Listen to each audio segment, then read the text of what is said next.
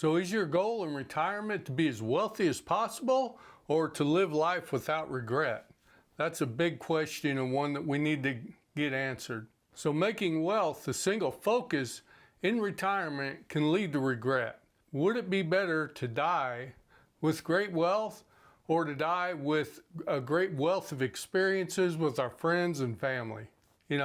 That's the thing I think we got to answer. We can get so hung up in wealth in retirement and having that huge legacy to leave that we can forget that our legacy is also in how people remember us while we're alive. And that can be a big problem. So getting caught up in the one more year thing. So I'm going to go ahead and work one more year because I'm going to wait for Medicare. I'm going to work one more year because I need to get one more company bonus. I did that actually. I'm going to work one more year just to get more comfort in my retirement plan.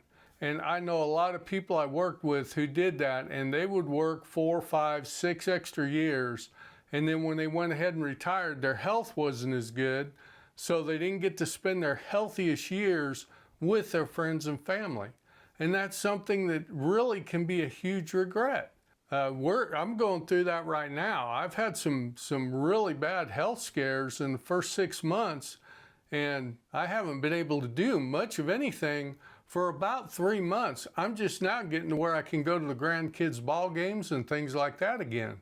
So anyway, make sure if you're going to sacrifice your healthiest years, make sure it's worth it to you and your friends and family. So for most of us, the financial part of it can be a little bit easier if you're already 65 or 67 and you're going to take your Social Security.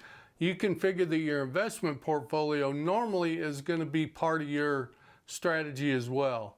So just to make it easy and use the 4% rule, and this is if you're already going to commit to taking your Social Security and everything, you can take a look at your investment portfolio. For every $1 million that you have, or you may not have $1 million, maybe you have $500,000.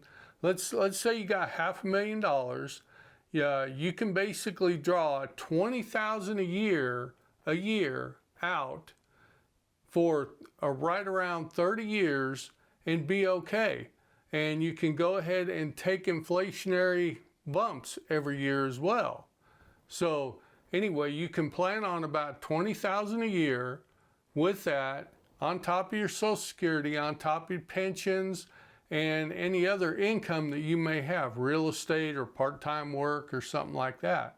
So remember, you don't have to have an investment portfolio that fully finances your retirement. I think a lot of people look at that and they say, you know what, I'm not even going to count Social Security. Well, Social Security, especially if you're a high earner, that is a lot of money. That can be up to $3,500 a month. I think the average right now is like $1,850 a month that the typical person who draws Social Security is getting, or the average is $1,850 a month.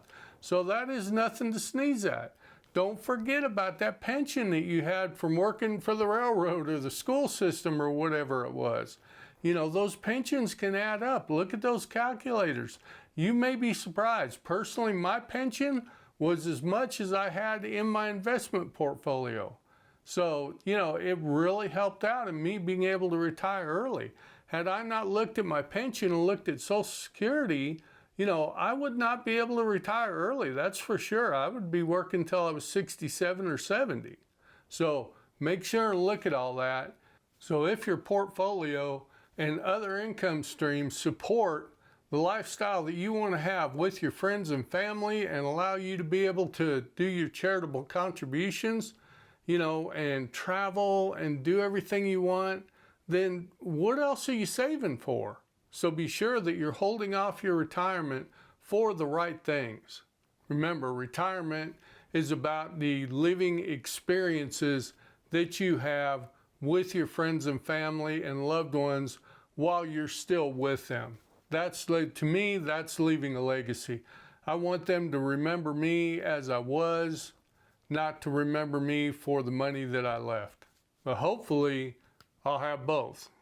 You know, there'll be a legacy of money when I leave, and there'll be good memories of when I was still here. So the question I would ask is, are you getting as much life out of your money as possible? Do you need to be overly frugal and overly cautious if your portfolio will support the lifestyle that you want to live? So anyway, if you've gotten anything out of this video, I'd appreciate it if you reach down and hit that like button and watch this video next.